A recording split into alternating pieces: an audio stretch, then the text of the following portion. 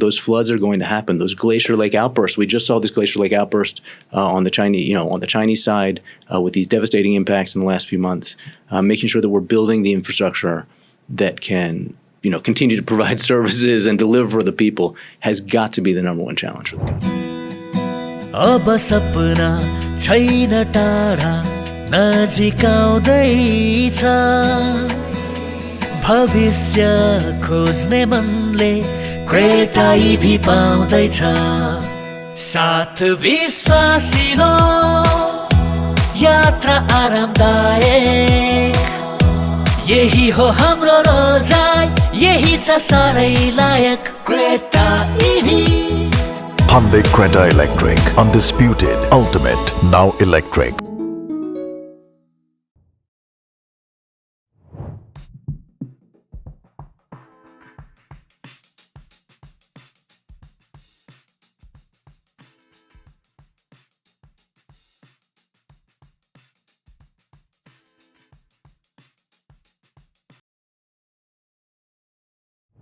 One thing that struck with me, and I want to start off with the country partnership framework that I want to touch base on, is climate. We talk about climate. I've seen the change that has happened in various parts of the world with the industrialization that started, before my time. We here are in the forefront of it. Again, I talk with a lot of mountaineers. Our ice caps are melting. We talk about that constantly in my show. Let's talk about the CPF, how it's supporting when it comes to climate change. Let's start with that, if that's okay with you. Fantastic. Look, climate, the changing climate is going to affect all of us. And as the Honorable Prime Minister reminded me the last time I spoke to him, Nepal is at the forefront of that. It is a country of mountains, and a warming planet is definitely. And we're seeing it, right? I mean, with our own eyes, we're seeing it. I think what is really important at this stage for Nepal is a tiny emitter. And I mean, it is a tiny part of the problem, and it is going to suffer a lot of the consequences of climate change. So really, making sure that as we're talking about climate change, that we really do focus on, for Nepal, on that adaptation agenda. So one, you can look at adaptation and disaster risk management. We talked a little bit about disasters just now. As really two sides of the same coin. So making sure that we're really focused on making those investments to reduce those floods are going to happen. Those glacier lake outbursts. We just saw this glacier lake outburst on the Chinese side with these devastating impacts in the last few months. Making sure that we're building the infrastructure that can continue to provide services and deliver for the people has got to be the number one challenge for the country. And that's something that the World Bank's definitely looking towards focusing in the foreseeable future within the 7-year plan. Yeah, absolutely. We're big with that. Absolutely. So again, two priorities, and one of them we are saying resilience to natural disaster. That's another way of saying climate change adaptation. It's not just climate change adaptation, but we have serious earthquake risk in this country too. But we shouldn't forget that. We shouldn't forget. Doesn't matter how much we don't want to talk about it. I'm really ready to talk about it. That 2015 earthquake happened on a Saturday. Yeah, at 12, give or take around 12. Right, and so there were no kids in those schools. And had it happened on a Tuesday, when kids were in schools, we would be looking probably at a very, very different situation, right? So making those investments today to make sure that our public infrastructure, where those kids are going to be in schools on, God forbid when the next one happens, I think really needs to be the priority in that space. So again, renewable energy, I'll come to energy shortly. Yeah. Everything comes together because with the hydropower that we're building, with all the infrastructure that we're building, again, we always have a big risk when it comes to flooding or earthquakes or any kind of natural disaster. Everything goes hand in hand. Yeah.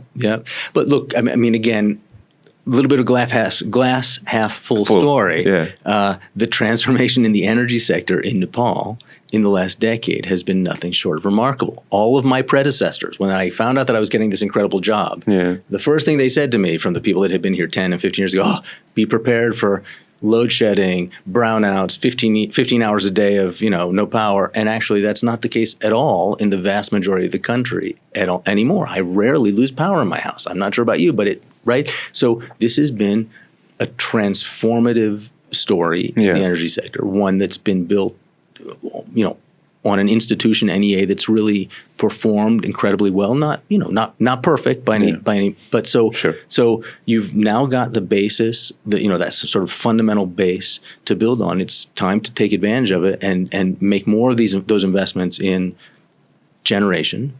You talked about hydropower, but also in other renewables.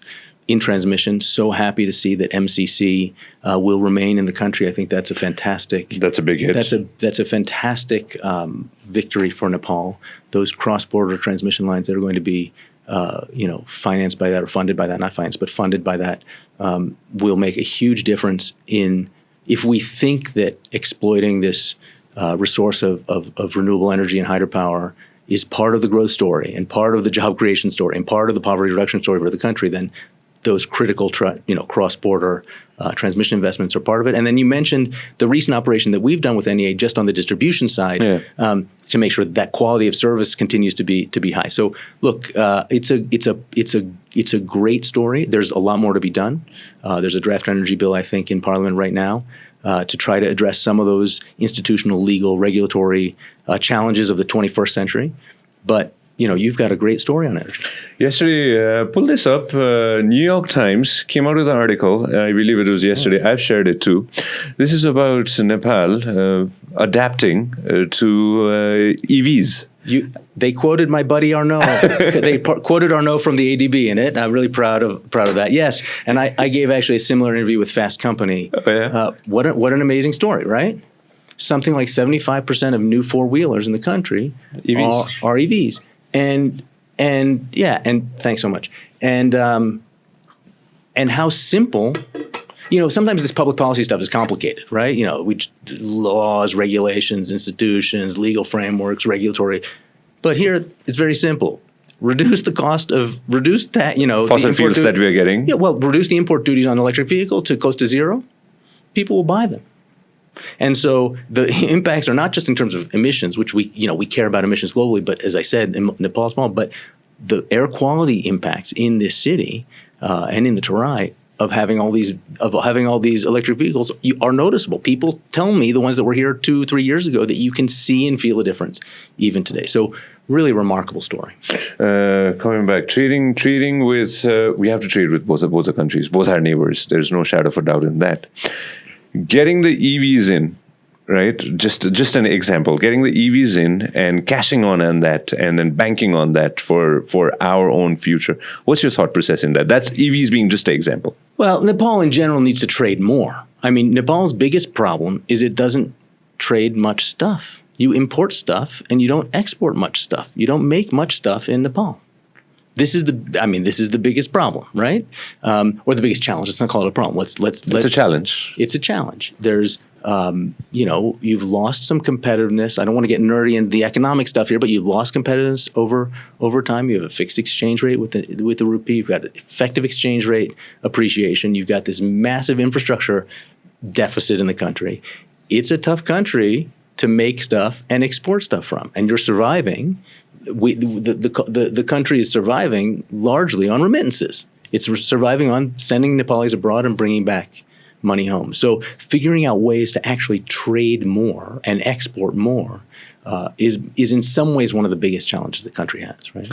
Let's jump into it then. Job creation. I wanted to keep that for last, but again, let's switch to that straight up. When it comes to CPF as well, I was reading up on this is the main core highlight as well within the 7 years, and overall, let's say, creating jobs, creating more industries, creating more workforce, having more jobs. Look, this is not something that David Sislen or the World Bank came up with for Nepal. This is Nepal's, I think. You speak to Nepalis, and I speak to a lot of them, not nearly as many as you do, but I speak to a lot of people. And this, I think, is the biggest challenge of the country. You have 2,000 young people per day leaving the country to work abroad. And I mentioned before, again, this is nerdy economics talk, but 25% of the national income of the country is coming from remittances. And that's a good thing. This is not a bad thing. Please I don't want your listeners or you to get me wrong. This is an amazing thing. It's been the lifeline of the country. But the country's going through a demographic transition. It's becoming more urbanized. There are going to be less babies to send abroad. And so finding ways now to make a dynamic economy that keeps Nepalis at home is, I think, when you talk to the folks, the people, that's what you hear. तपाईले हाम्रो clip एकदमै enjoy गर्नुभयो होला अब पुरै video हेर्नको लागि चाहिँ YouTube मा सब्स्क्राइब गर्न नबिर्सिनु होला व्यास मिडिया नेटवर्क